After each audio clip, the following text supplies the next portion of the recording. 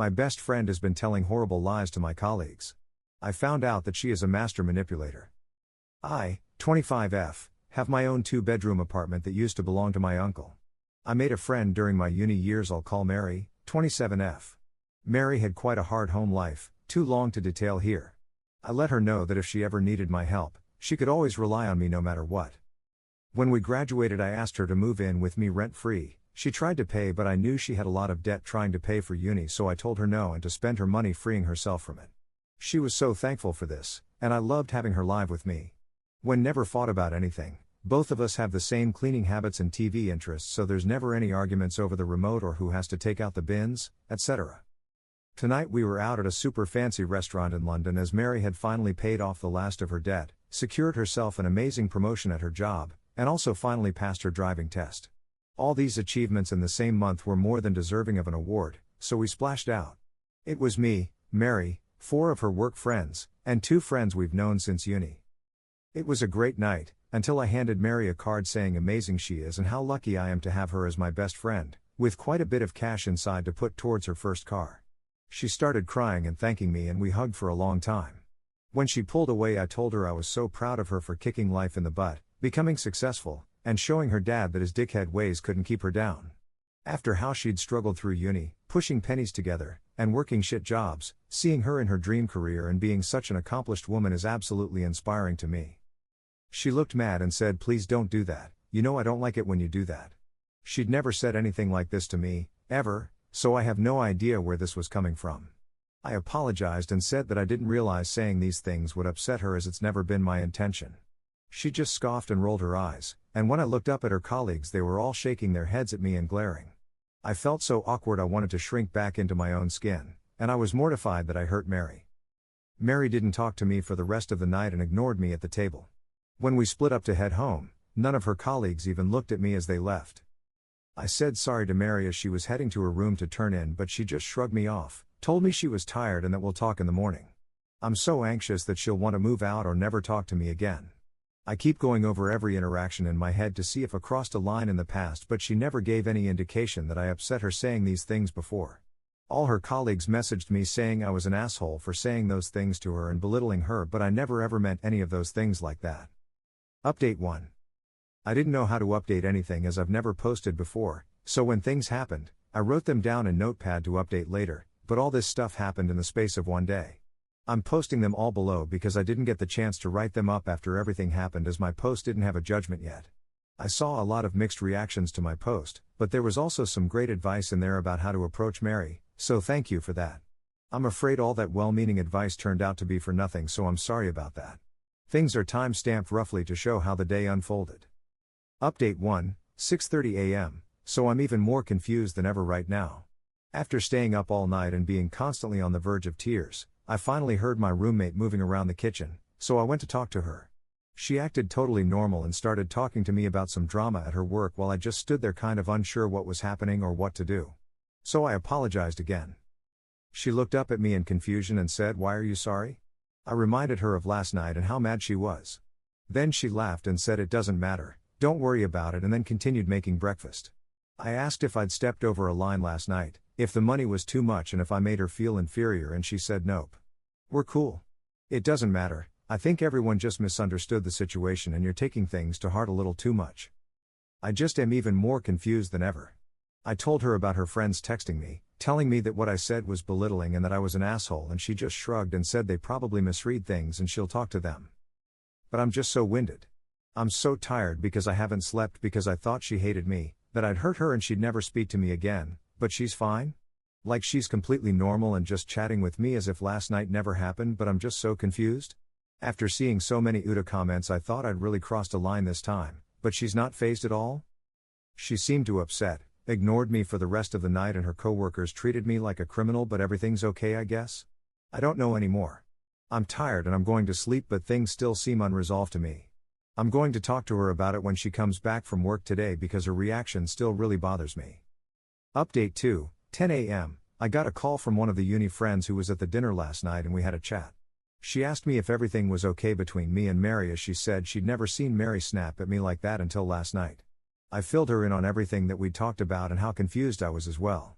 She reaffirmed many of my feelings about this being very out of character for Mary, as she had also congratulated Mary and said similar things, as well as given her a bit of money in a card, along with an expensive gift, as did many of the others. After talking to my friend, I've decided that I need to have a long sit down with Mary to clear things up, and it's not only me who's confused by her behavior. Both the uni friends are coming round later to have a chat, since now we're honestly quite concerned about her. Her friends have no let up on their text to me, so I don't think she's spoken to them. One said I couldn't try and sweep this under the carpet, which is like what? I'm thinking of blocking all of them as they just won't leave me alone. Update 3, 4 p.m. This is not an update I expected to make, not in a million years. Shit really hit the fan and went sideways in a way I never imagined. I'm confused, heartbroken, and really pissed off now. So long story short, it's all a fucking lie. One Redditor said to me that my friends might have said something to Mary's work colleagues about me that made them not like me. I talked to both of them when they came round in the afternoon, and they both denied any of that. The one I had spoken to earlier on the phone, we'll call Claire, said she'd call one of the work colleagues that she knows slightly well in order to clear things up. Let's call the colleague Jane. Jane turned up at the flat and instantly looked pissed. I almost wanted to hide behind the kitchen counter when she came in glaring daggers at me. We all sat down and I let Jane know that I'd spoken to Mary about last night and that she was fine, but I was still confused. Jane then laughed and said, "Oh, don't try that shit with me. You can't just pretend now that you've been exposed in public." The three of us looked at her without saying a word, as we were all confused now. Claire asked her what she meant, and Jane said that she knew how I really treated Mary. We both asked her to elaborate, and she stood up and went on this tirade about how I apparently regularly abuse and belittle Mary, then intimidate her into saying nothing about it and put on a smile for others. I wasn't sure whether to laugh or cry at this point. She then showed me her texts with Mary, where Mary wrote to her in distress about being locked in her room because I was having a meltdown about her making friends at work, something that never happened. Claire and my other friend took the phone and looked through the messages as well, and I had to stop reading them as they all said stuff about how Mary was afraid of me and that I'd trapped her here and was extorting rent out of her. It all just leaves me numb and dead inside. Eventually Claire got to a point where Mary said I'd cancelled her 21st birthday at uni and told her she wasn't allowed to go out. The things is, Claire and my other friend were at Mary's 21st birthday, which I'd put over £500 towards to have a themed Great Gatsby night she'd always wanted, which in the messages she was claiming never happened. We went over a lot of the stuff in the messages and realized that Mary had been spreading lies about me to all her colleagues about how I was abusive and she couldn't move out because I was charging her so much rent money. This absolutely shattered me. Mary was like a sister to me through our uni years, and I can't fathom why she'd say any of these things. It took a long time, but after Claire and my friend went over all the accusations with Jane and I pulled up my bank details to show that Mary never makes a single payment to me except for her half of the bills, she seemed to cool down and settled into the same confusion we were all feeling. She let us know that Mary told all of her colleagues this story and that the reason they were mad at me is because Mary said I like to use a manipulation tactic where I pretend I support her through everything but use her past against whenever we're in private. They all thought that's what I had been doing last night. That everything I said was meant as a backhanded compliment. Honestly, I'm so just KDFHGKFD, JGHFKL, GHOG, KFHKL about everything. I can't even put into words the hurt and betrayal I feel that she'd spread these lies about me. For what reason? What benefit? I could never lift a finger to hurt her, but she tells everyone at her work that I isolate her from the world? Claire had to calm me down as I couldn't stop crying no matter what I did for ages. It was quite embarrassing, but I just couldn't do anything else. Now I'm a little more level-headed, still mad but not crying anymore. I don't even want to look at Mary again. My friends have told me not to make hasty decisions. Even Claire said she was disgusted by the things Mary was saying about me in the texts when everyone knows them not to be true. I know that I probably won't be able to clear my name with her colleagues, but I don't really care about that. I just want to know why Mary said those things about me. Jane went quiet by the end of our discussion and left without saying much, so I don't know what that means for me in her eyes. My two friends are staying with me for the rest of the day until Mary comes home. We've all got a lot of questions for her to answer. Final update, 10:15 p.m. I've booted Mary out of the flat. She threw away years of friendship for sympathy points with her colleagues, and I still cannot understand why. When she got home and saw the three of us watching television, she got excited and said she'd make popcorn, but Claire took the lead and told her to sit down. She looked confused but complied. Claire led everything. I didn't really know what to say to Mary at all and could barely make eye contact with her. Claire told her that Jane had been round and yelled at me for being an abuser and a bully and asked her why she'd say those things. Mary acted confused and said that it must all just be a miscommunication, That Jane just twists things sometimes and she must have misunderstood stuff she'd said. Then Claire asked about the text messages and started mentioning each event that Mary had cried to Jane about me being an awful person. Jane went quiet and then tried to say it was a work joke, but Claire wasn't having any of it. She pushed harder about all of this and eventually Mary broke. She started crying and telling us that she never meant any of it, that it was a stupid thing and it shouldn't matter, that she loved me with everything she had, and it was just a stupid story that went too far. She started begging me for forgiveness, but I was just so tired and still am. I looked her in the eyes for the first time and told her she had a week to find a place and move out. Then she started really bawling her eyes out and begging me to let her stay, that she didn't think it would matter because I don't work with them, but I told her I was not having that kind of bullshit in my life. I then said, so do you just make up lies about everyone in your life? Is any of it real? She went really quiet, dead silent at that point. I didn't want to believe it, but the way she was looking at me and the lies she'd made up about me abusing her had me questioning everything she'd ever told me when we were at uni together, about her dad beating her mom, about her being homeless from 16 until they divorced. I then told her to get her mom on the phone and she panicked and begged me not to. Claire then realized where I was going with this and asked her if everything we'd ever been told about her dad had been true, and she cracked and said she may have embellished a few things. I am so fucking fuming at this point. Who the fuck makes up this kind of twisted shit, for what benefit? I can't even write everything that was said as it just resorted into a screaming match between all four of us as we learned that Mary's tragic life story had been nothing but a concoction to gain sympathy from others. Her parents are divorced but there was no abuse involved, they just fell out of love and split. I had to learn this by calling her mother myself later on to get clarity. I'd never said a word to her mum about anything in the past because Mary had warned me against it. She said I could always be open with her about everything as she wasn't ashamed, but her mum was sensitive and didn't want to talk about it. So it turns out my best friend is a master manipulator and probably always has been. I am so tired and exhausted of this whole nightmare. This will be my last update as I'm done. I came here seeking help and advice to find a way to mend a mistake I'd made with a trusted friend, but it turns out that last 7 years have been built on a lie. I'm fucking done. With Mary, with everything. I don't want to see her again. I know she can afford her own place so I don't feel bad about kicking her out. I don't care what she does now, I just know that I don't want her around anymore.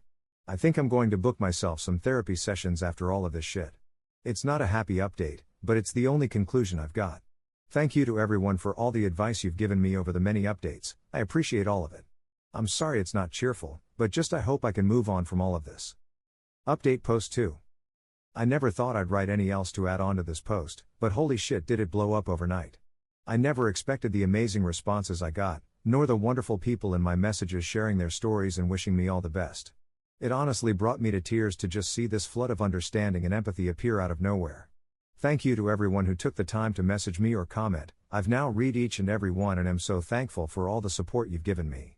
I didn't think I'd update any further, but since there's been so much recent response, I can give you guys a little conclusion to how everything fully resolved. I didn't touch Reddit since my last update because I needed a lot of time to process what had happened, and having the place to myself was strange to adjust to at first, but as it turns out very necessary to begin the healing process. Mary moved out the following Saturday of the incident. She spent the following days after the blow-up moping around the flat and wanting to talk to me, but I refused and told her I needed space. Her mum came on the weekend to help her pack up her things as Mary was going to move back in with her. Her mum cleared up a lot of the questions I'd had on my mind. I'd always been told by Mary that her dad had been abusive, but her mum had loved him so much she wouldn't leave him, so she left home and was homeless when she was 14, sleeping under benches in train stations, just so she didn't have to be in the house with him. She only moved back in when her mum finally got the guts to divorce her dad. This story I had believed for 7 years turned out to be completely fake. Not only was Mary never homeless, but her father was never abusive and loved both her and her mum very much. The reason I never saw him around was because he'd moved to Australia to pursue his career, which was the real reason for the divorce. He loved his family but wanted success even more, so he left. Her mum told me that Mary's dad was always inviting her over for the summer holidays, but Mary never went because she hates flying. The day she moved out I stayed in my room and just hid away, but she knocked on my door before she left, and I answered. I still wanted to say goodbye. She had been my closest friend for so long that it didn't feel right just letting her fade out of my life without a send-off. She asked me if I wanted the money I gave her for her new car back, but I said no and told her to use it instead for therapy. She cried a lot and tried to hug me, but I kept her at a distance. I let her know this would be the final time we would ever see or speak to each other. I just couldn't be around her anymore with the knowledge of what she'd done. She left sobbing, and when she was gone, my little town flat felt suddenly bigger than it ever had before. It's been hard adjusting to being alone in this place. For the first week she was gone, I still expected to see her in the kitchen every morning, or on the sofa when I got home. It was unsettling to say the least. I had my first therapy appointment last week, and I think it actually went well. I haven't been to therapy since I was in school, so I was very nervous to begin with, but my therapist is a very lovely lady who helped me understand that Mary's lies were her own making and I had nothing to do with their creation. A lot of people said she was probably a compulsive liar, maybe even a narcissist, and she seemed to agree loosely with that idea from what she'd heard. In yet another revelation, I met with Jane for coffee as she'd asked me to meet up and clear up some details. She told me she'd been wondering about why Mary would make me the target of her abuse story and started asking people in her office about the things Mary had said about me in the past. One that stood out was a painter, they work in art restoration and distribution, who used his art as a means of channeling his traumatic history with his abusive stepmother. Apparently, Mary had taken quite a liking to him, and so she had first told him about her abuse as a way of getting closer to him. She'd mentioned fancying him in the past, but I didn't think she'd go to such lengths to create a connection between them. He'd been furious when he heard the truth, and now doesn't speak to her anymore. Jane told me not many people do now. They were now all worried that she'd make up stuff about them and get them in trouble at work, so they're keeping her at arm's length as a result. I felt a bit bad when I heard this, as I know that Mary is having a miserable time with our friendship group kicking her out as well. Jane apologized to me, but I told her she had nothing to be sorry about, that this was all Mary and she was only trying to protect what she thought was an abused friend.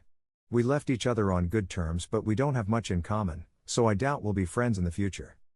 Claire came to stay with me for a bit, which has helped with the loneliness a little. It's hard to be alone after having someone practically attached to your hip with you for so long. Thank you to you guys as well who left such kind messages in the comments, many of which were very helpful. I am so thankful to all of you for your words of advice and comfort you've given me. It's made a shitty situation so much better to know there are people out there who've been through the same thing and offer words of encouragement to lost things like me.